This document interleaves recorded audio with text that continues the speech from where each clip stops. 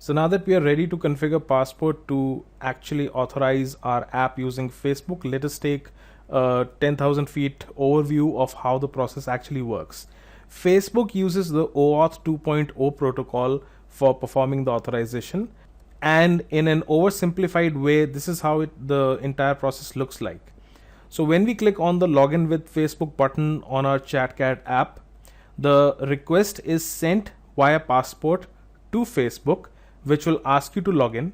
Once you log in, then it will ask you to authorize the app, and once you authorize, then the control is returned back to ChatCat with three items. The first is the access token. The access token is the unique token which Facebook assigns to the app, using which ChatCat can access the user profile. And since the access token is time limited, when it expires, the refresh token is used to procure a new access token. And while this is being returned, the profile of the user is also returned along, which we use in our app. So this is an oversimplified description of the entire process, and I hope you now understand what we are going to implement. Let us now play with Passport and create our Facebook strategy. So what we're going to do in our passport auth.js is, let's start by saying passport.use, and we're going to pass in new Facebook strategy, within which the first parameter would be client ID, and we're going to set this to config.fb.appid. So remember, we had set these values in the development.json and the production.json, and now is the time to use these values in our app. So next up is the client secret, and we're going to say config.fb.appsecret, and we also have our callback URL. So this is the URL to which Facebook will redirect after it has done the authentication. So that's config.fb.callback URL. One more attribute that we're going to use for the configuration is profile fields. Now this is the data that we are requesting Facebook to send back to us after the authorization.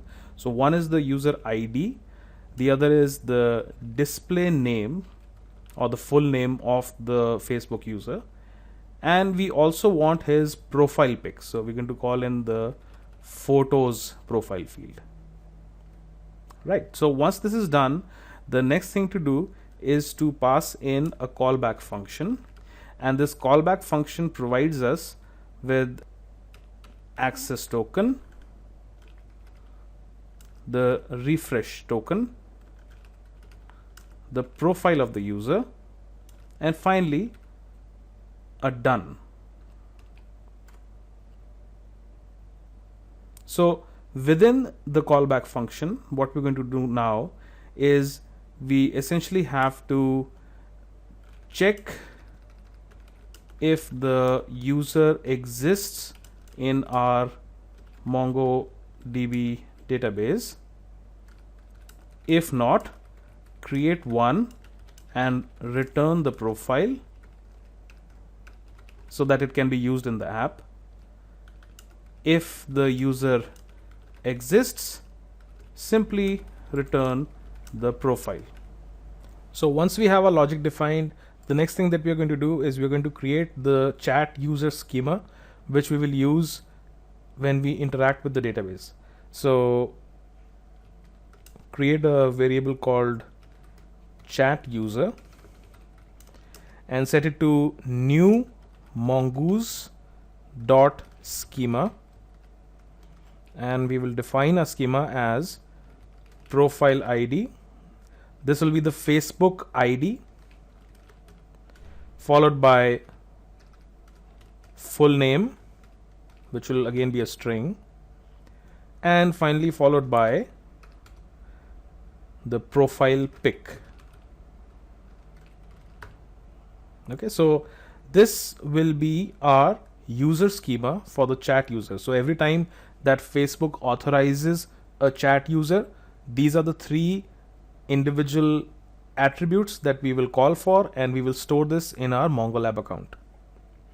Now, once you have defined the Mongoose schema, in order to use the Mongoose schema, we have to convert the Mongoose schema into a user model. So we will do that by saying user model is equal to mongoose.model, and it's going to be called as chat user, and we will refer to our chat user variable that we created earlier. Right, so once we have the model defined, let's go back into the callback function that we created earlier, and let's create our user logic inside this callback function. So what we want to do is we want to check if the user exists in our MongoLab account. We will do that by saying user model, because this is what we are going to use to interact with our MongoLab account, dot find one. And find one essentially means that is going to return just one match or one record.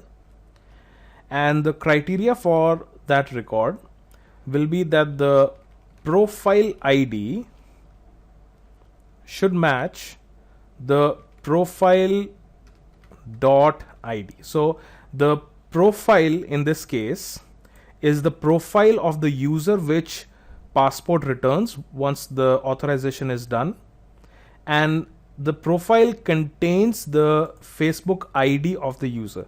So we want to match this with our database to see if that user exists in our account or not.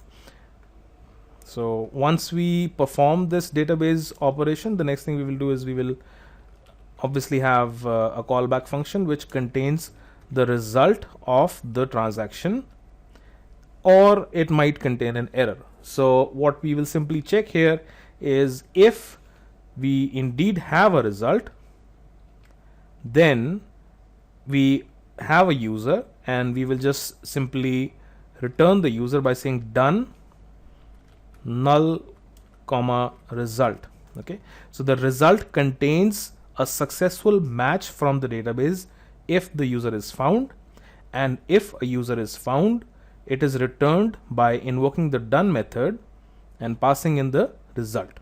If the user is not found, then we want to create this new user. So create a new user in our MongoLab account, and we will do that by defining a new user. So our new chat user is equal to new user model,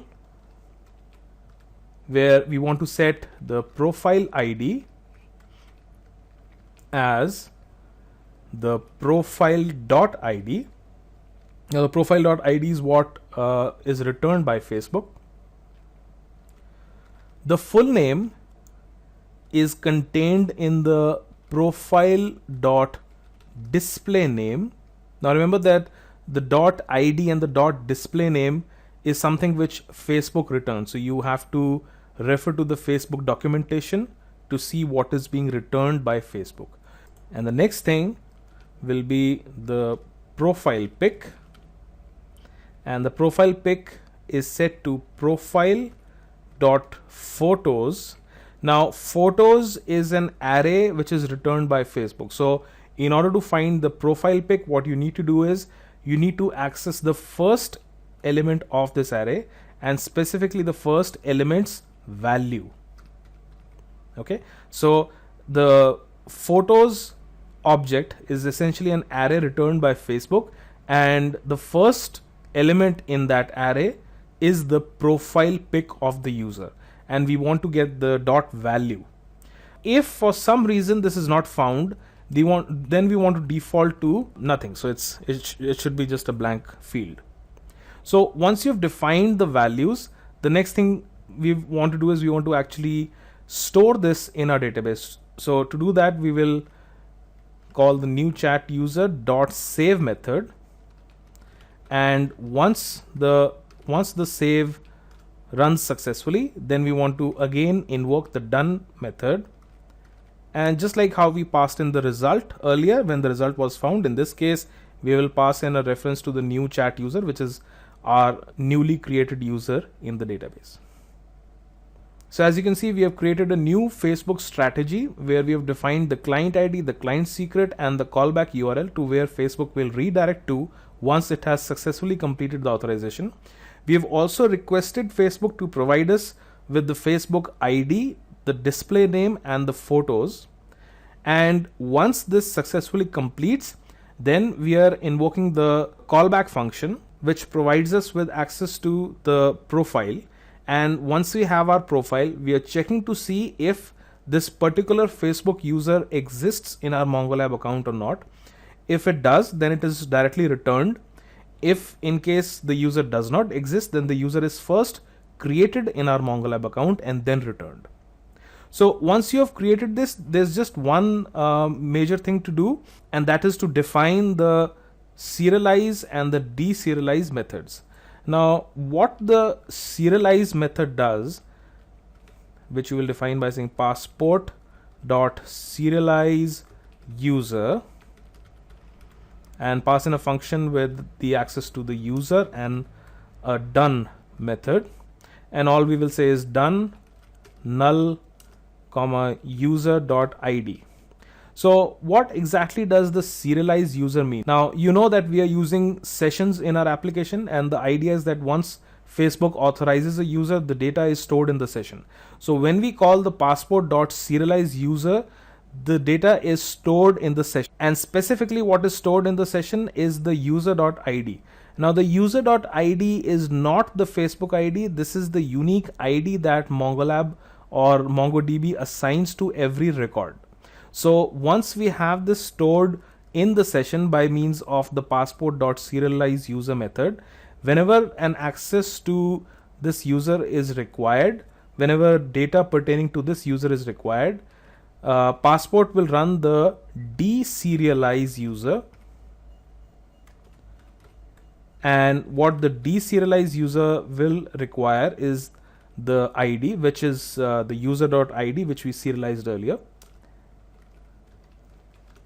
and is going to use this to find the user by using the method called userModel.findById, and we will pass in the ID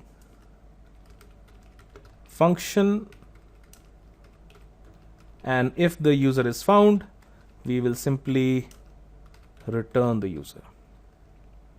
Okay, so the idea behind the serialized user and the deserialized user is that the serialized user is used for storing a particular user's reference in the session so that it is available across pages, and whenever specific data regarding a user is required, then the deserialized user is called and it finds that user's record in the database and it returns it back. So once we have done this, the next thing to do is to define our routes, which will allow our app to connect to Facebook and return back access to our app.